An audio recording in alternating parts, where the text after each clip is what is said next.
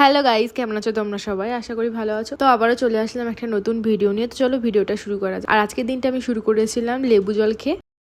আর তারপরে গুছিয়ে নিয়েছিলাম পুরো রুমটা গোছানোর পর ডিটক্স ওয়াটারটা খেয়েছিলাম। আর তারপরে না আমার ব্যালকনিতে যে সমস্ত গাছগুলো রয়েছে না, সেই গাছগুলোতে জল দিয়েছিলাম আমি আজকে। আর কিছুক্ষণ পরেই আমি করে নিয়েছিলাম স্নান করার পর আমি একেবারে নিচে চলে গিয়েছিলাম। নিচে গিয়ে আজকে আমি বানিয়েছিলাম ওটসের অমলেট আর খেয়েছি গ্রিন টি।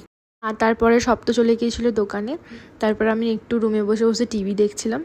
আর সব তো আসার পর না আমি চলে গেছিলাম একেবারে নিচে গিয়ে আজকে আমি এয়ার ফ্রায়ারে ফার্স্ট টাইম মাছ ভাজা করেছিলাম। মাছগুলো বেশ ভালোই হয়েছিল। তারপর ভাজার পর সেই মাছগুলোর আজকে ঝাল করেছিলাম। মাছের ঝালটা হয়ে যাওয়ার পর আমরা একেবারে লাঞ্চ করে নিয়েছিলাম সকলে মিলে।